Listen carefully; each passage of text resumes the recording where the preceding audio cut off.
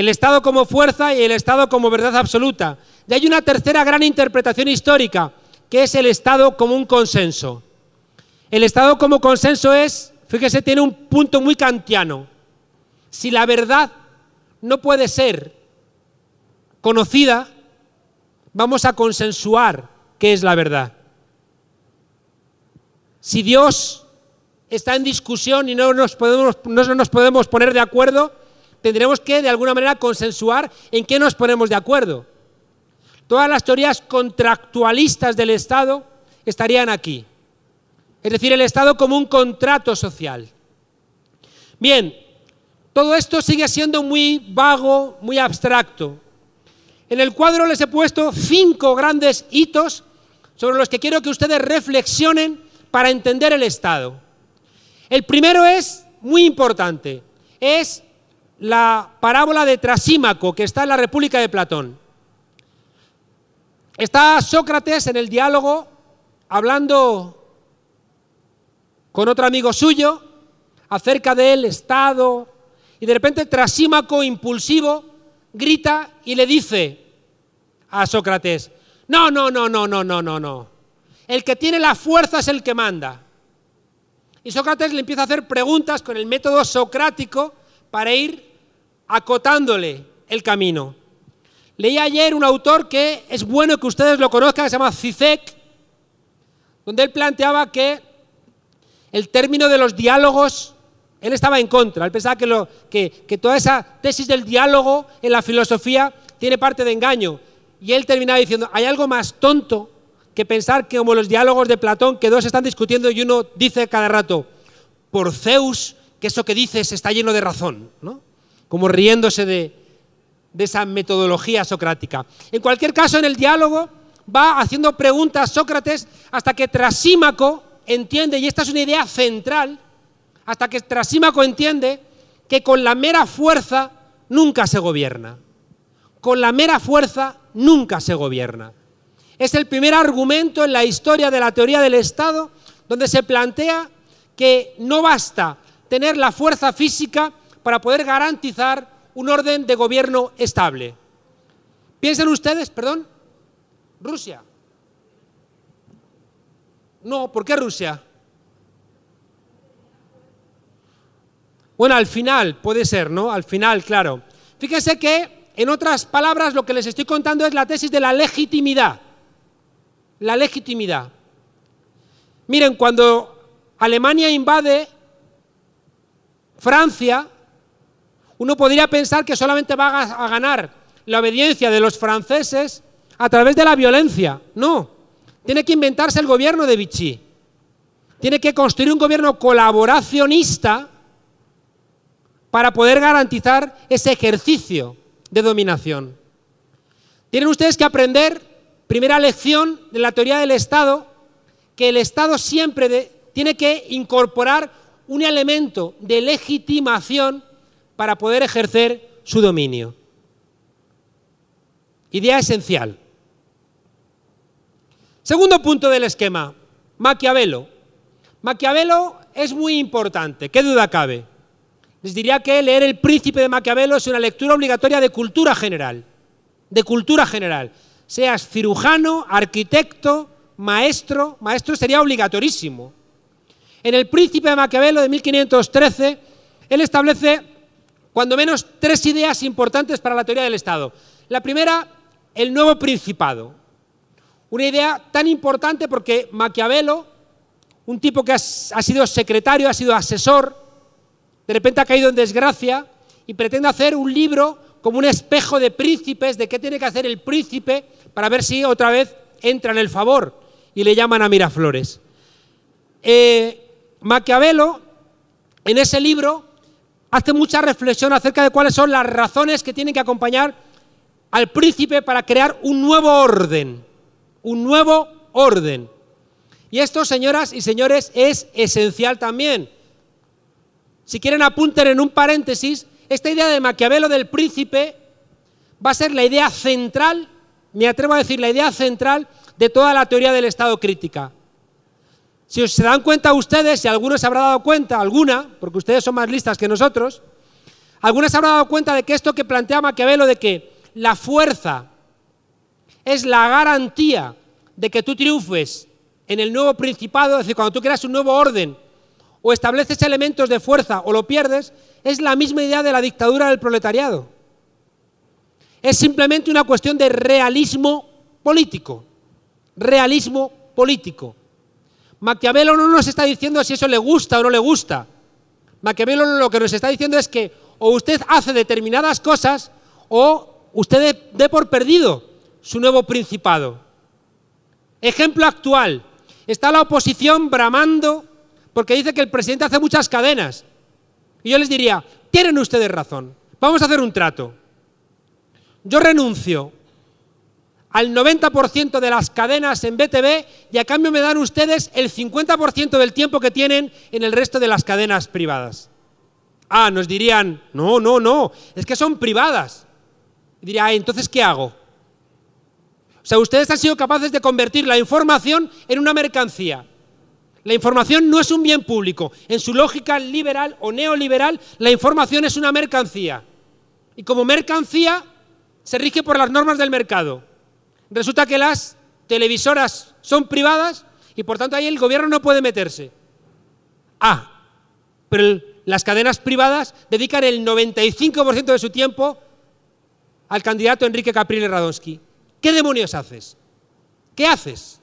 Bueno, pues Maquiavelo diría, o usted asume elementos de fuerza para asentarse en la construcción del nuevo principado, o olvídese, porque se lo van a cargar. Lugo en Paraguay no fue fuerte, se lo cargaron. Allende en Chile no reaccionó a tiempo. España en 1936, si hubieran dado armas al pueblo antes, igual, si les costó 3 años ganar, con el pueblo armado, igual no hubieran ni siquiera ganado. Kennedy. Bueno, Kennedy no sé si el ejemplo vale. Humildad, compañero. Humildad. No digamos, se nos ocurre una cosa, antes te la apuntas en el cuaderno y pones Kennedy. Piensas, escribes una página y cuando hayas escrito una página nos lo cuentas. Porque si no, de repente, ¿de acuerdo? Cuando yo os pongo ejemplos de Allende, de la Segunda República o de Lugo, coño, hay detrás una reflexión. Por eso digo humildad. ¿De acuerdo? Una cosa es dudar, podría servir Kennedy, que tú digas, no, Kennedy, porque yo asumo que tú estás diciendo Kennedy porque te has leído 3 libros sobre Kennedy, porque conoces la historia. Entonces, ¿te das cuenta? Por eso os decía humildad, ¿de acuerdo? Bien. Principado nuevo, idea central de Maquiavelo. Segunda idea, la virtud creadora. Maquiavelo se da cuenta de que hacen falta liderazgos con la capacidad de inventar cómo se va a hacer posible ese nuevo régimen político. Les invito a que abran un paréntesis y escriban los 3 elementos que Maquiavelo señala siempre como esenciales en la construcción política. Él señala que son 3: fortuna, virtud y necesidad. Están en el capítulo 26 del Príncipe. Fortuna son las estructuras. El ejemplo que pone Maquiavelo es el río que se desborda. Tú no puedes hacer nada para que se desborde el río, se desborda.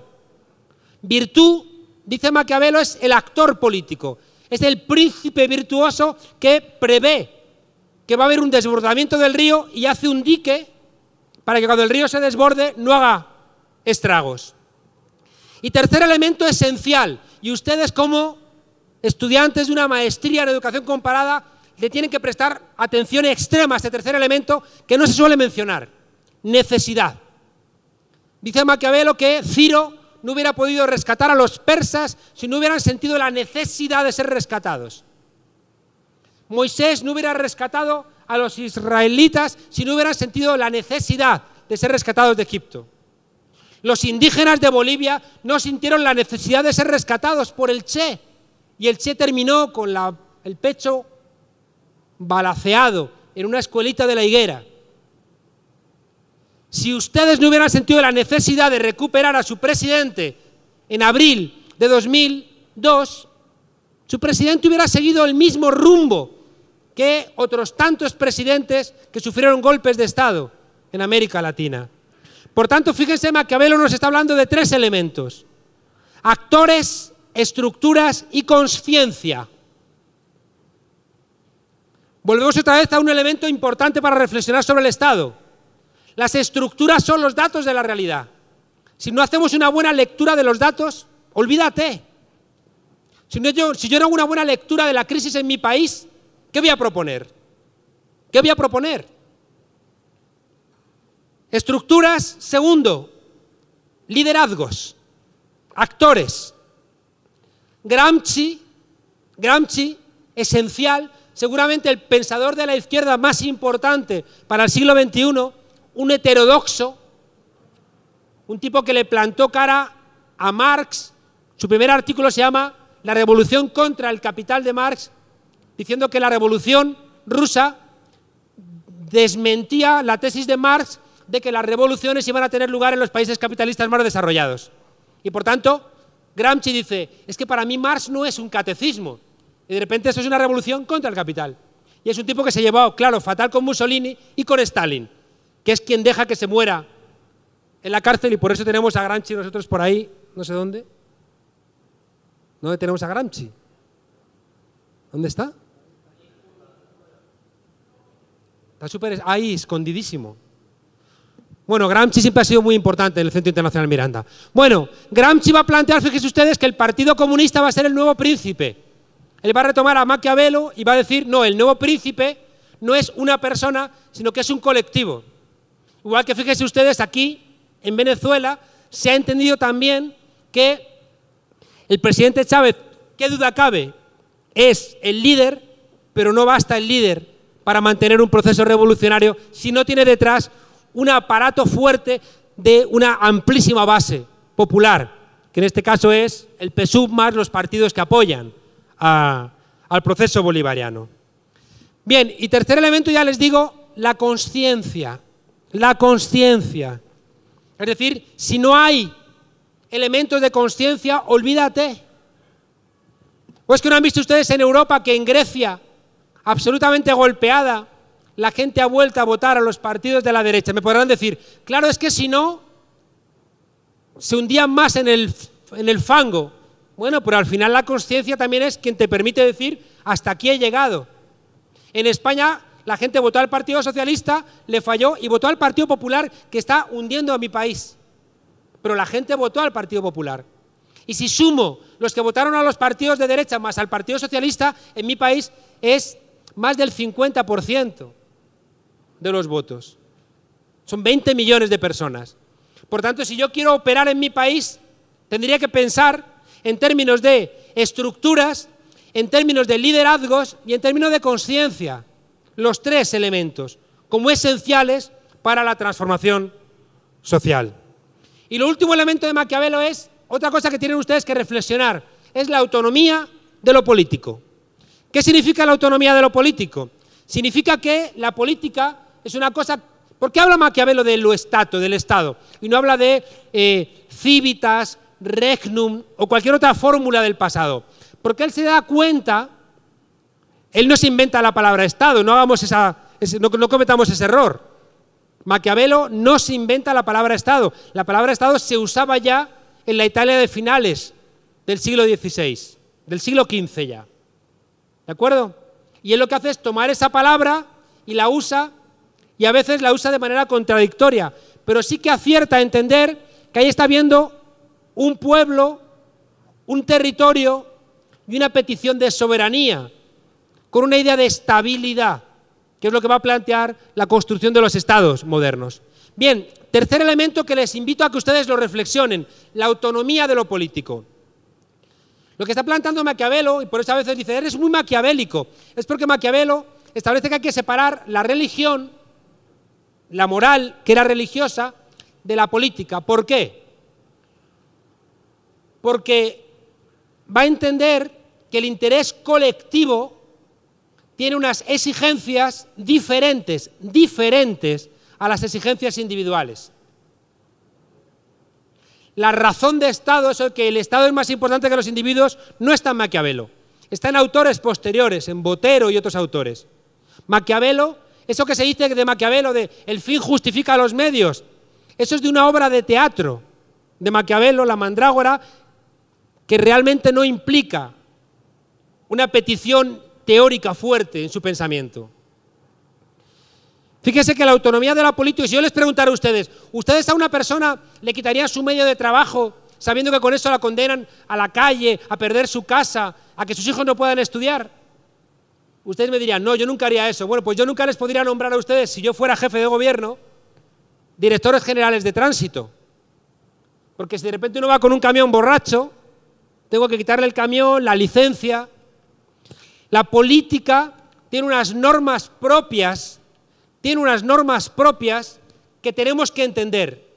Y esto creo que es la razón por la cual Luis me ha pedido que les dé este módulo. Tienen ustedes que entender las lógicas propias de la política. Y en ese sentido, las lógicas propias del Estado. Un ejemplo para la reflexión. El presidente Chávez apoya a Muammar el-Gaddafi en Libia y a Bashar el-Assad en Siria, cuando tradicionalmente la izquierda latinoamericana y europea ha estado en contra de los dos. ¿Por qué hace eso el presidente Chávez? Por obligaciones de estadista, porque sabe que cae Libia, cae Siria, y eso va a envalentonar a algunos para decir, ahora voy a por Venezuela. Como hombre de Estado tiene que estar radicalmente en contra de cualquier intervención de la OTAN, porque cualquier intervención de la OTAN, aunque sea para ayudar a cruzar a una ancianita a la calle, al final la asaltan, la violan, le quitan la cartera. Por tanto, como hombre de Estado tiene la obligación de con dureza decir, estoy en contra de cual... Pero es que iban a entrar en Bengasi, me da igual. Es que es una... me da igual. Otra cosa, fíjense ustedes, es que a lo mejor el PSUV o ciudadanos concretos pueden decir, pero Gaddafi no es de los míos, pero Bashar el-Assad no es de los míos. Que es algo que a mí me enfada mucho cuando se quiere comparar al presidente Chávez con Gaddafi. Pero ¿usted qué dice? ¿Usted qué dice? ¿Cómo va a compararme al presidente con Gaddafi? ¿Está usted loco o qué? Fíjense que esto nos lleva a una cosa muy peligrosa. ¿Dónde está el límite de la justificación de la tarea pública? Yo les diría que no lo hay. Y que por tanto, el poder, el Estado, siempre tiene que estar vigilado. Siempre tiene que estar vigilado. Una de las conclusiones a las que vamos a llegar es que el Estado es tan poderoso que no lo puedes dejar solo. Hay problemas que no tienen solución teórica, sino salidas pragmáticas. Y en ese sentido hay que estar constantemente obligando al Estado a dialogar con la ciudadanía para que no se convierta en el monstruo que se puede convertir incluso cuando quiera ayudarnos. Punto C. La razón de Estado ya les he mencionado. Es un riesgo que siempre está ahí. El enemigo del pueblo. La Unión Soviética, planteaba la compañera, se hunde porque al final no confiaba en su pueblo. Si tú no confías en tu pueblo, olvídate. Eso está amenazado de muerte. Si tú no confías en que tu pueblo va a ser el que te va a salvar ante cualquier ataque, olvídate. Estás condenado a desaparecer. Yo recuerdo, estaba en Alemania, yo hice mi tesis doctoral acerca del hundimiento de la República Democrática Alemana. Abrieron una pequeña espita y aquello se disolvió. Abrieron una puerta para que salieran los alemanes de Berlín Este a Berlín Oeste y ahí se terminó la República Democrática Alemana. Es decir, si tú no eres capaz, ya digo, de garantizar un diálogo permanente con tu ciudadanía. Recuerdo Honecker, el que fue el jefe del Estado último, el penúltimo, de la República, el antepenúltimo, de la República Democrática Alemana, decía, recuerdo en una entrevista de radio diciendo, ¿pero por qué se van? La gente se le estaba marchando, sobre todo los jóvenes. Y él decía, ¿por qué se van? Si aquí tienen agua caliente, ropa, estudios, libros. El hombre estaba leyendo Alemania, él había estado en la cárcel de los nazis. Y estaba leyendo Alemania con los ojos de los años 30, pero estaban casi en los 90. Y esos jóvenes que había allí querían salir del país, viajar, wir wollen raus, queremos viajar, queremos salir fuera. Y él no entendía que eso fuera importante. Cuando tú pierdes ese diálogo con tu pueblo, incluso aunque sea para ayudarte, te hacen daño y al final eso no se sostiene. El otro elemento, fíjense, en la construcción del Estado que les he señalado como muy importante, es la idea de soberanía. Hay una idea que tienen ustedes que pensar también, y es por qué lo que algunos escriben luego también es importante. Yo digo que hay algunos autores que son como la CNN de la época. Son autores que ponen ideas, que se convierten en ideas generalizadas, que ayudan después al comportamiento político. Muchas veces es al revés, son cosas que están ya en la calle y hay autores que lo recogen y lo reformulan. Keynes, cuando hace en el año 36 la teoría general, antes estaban los planes quinquenales soviéticos, el New Deal, las misiones que puso en marcha la Segunda República Española, es decir, que ya estaba en marcha la intervención del Estado en la economía y Keynes como teórico lo recoge y lo formula. Otras veces son autores que respiran la época, le ponen nombre y esa idea cuaja. Juan Bodino es el autor de la idea de soberanía. En los 6 libros de la República, él es el tipo, unos decenios después de Maquiavelo, quien dice que el Estado, ese Estado que empieza a pensar Maquiavelo, tiene una serie de rasgos que tienen ustedes ahí.